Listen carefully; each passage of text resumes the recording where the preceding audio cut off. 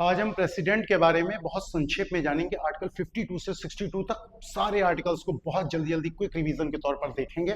अगर आपको पिछले कुछ वीडियोस देखने हैं जिनमें इसमें विस्तार से बताया गया तो आप लिंक डाल दिया जाएगा डिस्क्रिप्शन बॉक्स में, उसमें चेक कर लीजिएगा। आइए शुरू करते हैं। Article 52, there shall be a president of India. भारत का एक राष्ट्रपति होगा, यानी कि भारत में ऐसा नहीं हो सकता वैकेंट रहे, वैकेंट नहीं रह सकती। उस पोस्ट पर तुरंत ही कौन बैठेगा? वाइस प्रेसिडेंट बैठता है। आर्टिकल 53 कहता है all the executive powers are vested in president. सभी कार्यपालिकाई शक्तियां राष्ट्रपति में निहित होंगी, यानी कि जितने भी कार्यपालिका संबंधित कार्य होते हैं उन वो सारे प्रेसिडेंट के नाम पर ही किए जाते हैं। नेशन का हेड कौन है हमारे यहाँ? राष्ट्रपति। सारे के सारे बिल एक्ट कब बनते हैं? जब राष्ट्रपति साइन कर देता है उन पर, तभी वो एक्ट बन सकते हैं। इसके बाद आर्टिकल 53 में ही ऐसा भी मेंशन कर दिया जा रहा है कि सभी सेनाओं का प्रमुख कौन होगा? राष्ट्रपति होगा। आर्टिकल 54 के अनुसार प्रेसिडेंट क्या करेगा? प्रेसिडेंट को इलेक्टोरल कोलाज होगा एक, यानी कि एक ग्रुप होगा लोगों का जो चुनेगा, यानी कि जो इलेक्शन किया जाएगा, कंडक्ट होगा, उसमें कौन कौन पार्टिसिपेट करेगा ये बताता है आर्टिकल 54। तो हमको ये भी मालूम होना चाहिए कि कौन कौन वोट डालता है राष्ट्रपति को चुनने के लिए। तो all the elected members of Lok Sabha, सभी निर्वाचित सदस्य लोकसभा के। All the elected members of Rajya Sabha, सभी निर्वाचित सदस्य राज्यसभा के। All the elected members of state legislative assembly, सभी स्टेट की विधानसभाओं के, राज्य विधानसभाओं के सभी निर्वाचित सदस्य। और all the elected members of Delhi and Puducherry, यानी कि यूनियन टेरिटरीज, केंद्र शासित प्रदेश जो हैं उनमें से केवल 2 दिल्ली और पुदुचेरी के विधायक ही इसमें पार्टिसिपेट करते हैं। अब इसको अगर संक्षेप में एकदम देखना चाहें तो कैसे दिखाई देता है कि ऑल द इलेक्टेड मेंबर्स, सारे के सारे हमने देखा सब में क्या हो रहा है? निर्वाचित सदस्य आ रहे हैं, मनोनीत का कहीं काम नहीं। नॉमिनेटेड मेंबर्स वोट नहीं डालते हैं राष्ट्रपति को चुनने के लिए, याद रखना है हमको। तो ऑल द इलेक्टेड मेंबर्स, इसको मैथमेटिकल इक्वेशन की तरह बना लिया एकदम।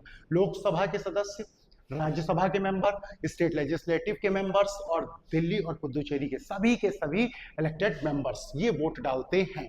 एक बहुत इंपॉर्टेंट क्वेश्चन यहीं से रेज होता है, दिल्ली और पुदुचेरी को कब शामिल किया गया इस इलेक्टोरल कोलास में? तो ये जोड़े गए 70th कॉन्स्टिट्यूशनल अमेंडमेंट, 70वें संविधान संशोधन के बाद दिल्ली और पुदुचेरी के विधायकों को भी मौका मिलता है राष्ट्रपति के इलेक्शन में वोट डालने का। ये सारे के सारे आर्टिकल्स बहुत इंपॉर्टेंट हैं, बहुत सारे एग्जाम्स में डायरेक्ट क्वेश्चन से पूछे जाते हैं, इसलिए लगातार जुड़े रहें। आर्टिकल 55 किस बारे में बताता है? इलेक्शन प्रोसीजर, यानी कि कैसे होगा चुनाव। तो ये एक ऐसा इलेक्शन होता है, अप्रत्यक्ष इलेक्शन होता है, यानी कि इनडायरेक्ट इलेक्शन।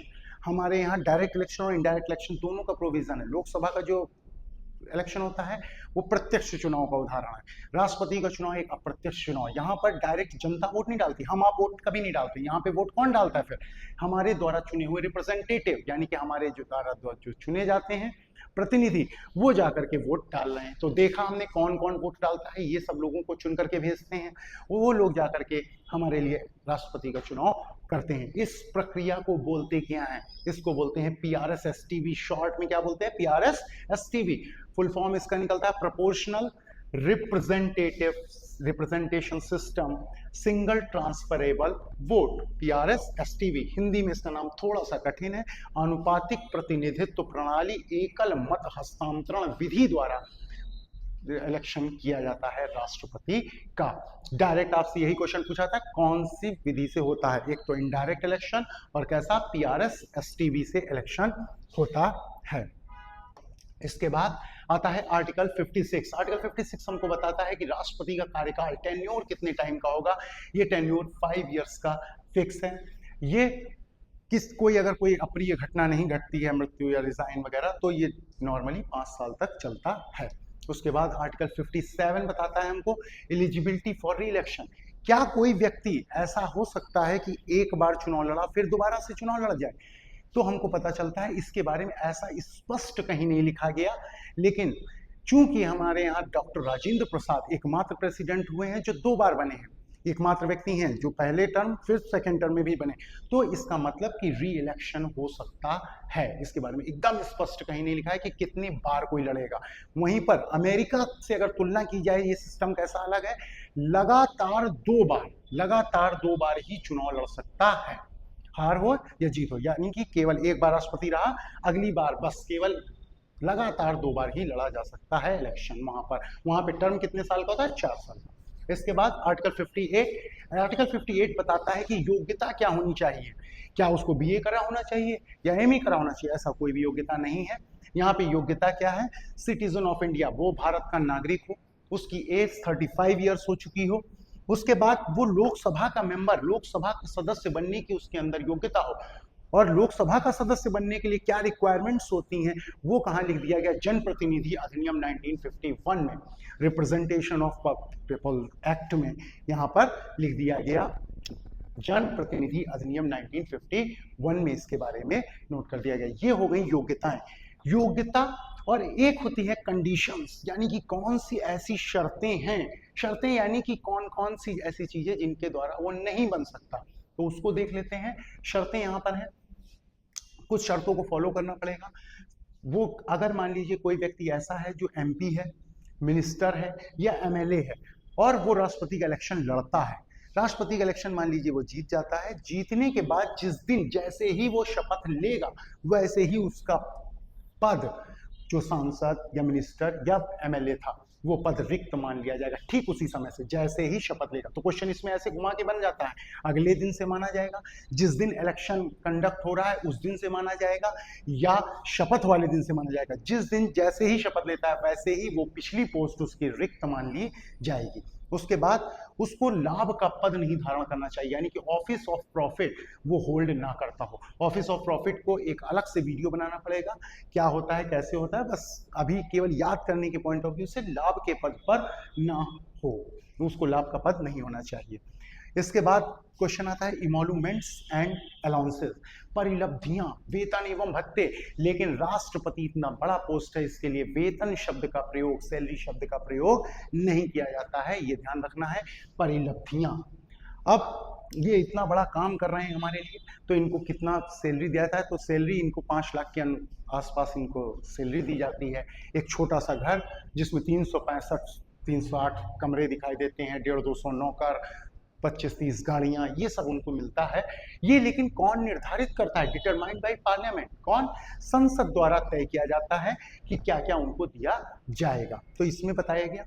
इसके बाद एक और इसमें खास बात करी गई कि जब ड्यूरिंग हिज टेन्योर, जब उनका टेन्योर चल रहा होगा, जब उनका टाइम पीरियड चल रहा होगा, जब वो राष्ट्रपति हैं, उस दौरान उनकी जो परिलब्धियां यानी कि वेतन और भत्ते, जो जो उनको सुविधाएं दी गई उनमें कटौती नहीं की जा सकती, उनको कम नहीं किया जा सकता, बढ़ाया जा सकता है। कम क्यों नहीं किया जा सकता? इसके पीछे कारण, कहीं कोई दबाव न बन जाए कि ये इनकी सुविधा कट हो जाएगी अगर इस पर साइन नहीं हुआ, इस टाइप के नैतिक दबाव ना बनने पाए, इसलिए ऐसा किया जाता है। ऐसा कई और पोस्ट में भी होता है, उनको भी हम आगे जो लेक्चर्स होंगे उनमें देखते रहेंगे कौन कौन सी ऐसी पोस्ट है।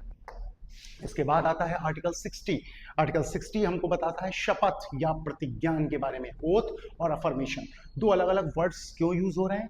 ओथ शब्द आएगा ईश्वरवादी लोगों के लिए, जो ईश्वर में आस्था है। जिनकी ईश्वर में आस्था नहीं उनके लिए प्रतिज्ञान। किस चीज की शपथ लेता है? ये शपथ लेता है कॉन्स्टिट्यूशन को प्रोटेक्ट करने की, कंजर्व करने की, इसकी शपथ लेता है। इसके बाद आर्टिकल 61 बहुत विस्तार से पिछले वीडियो में बताया गया, डिस्क्रिप्शन आपको मिल जाएगा, आप उसमें जाकर के जरूर से जरूर देख लें, क्योंकि ये प्रक्रिया बहुत इंपॉर्टेंट है। तो प्रोसेस आर्टिकल 61 में बताया गया इम्पीचमेंट का प्रोसेस, यानी महाभियोग। यदि अगर उसको उसके टाइम पीरियड के दौरान, कार्यकाल के दौरान बीच में से हटाना है तो क्या करना पड़ेगा? तो संसद में उस कार्यवाही को लाना पड़ता है।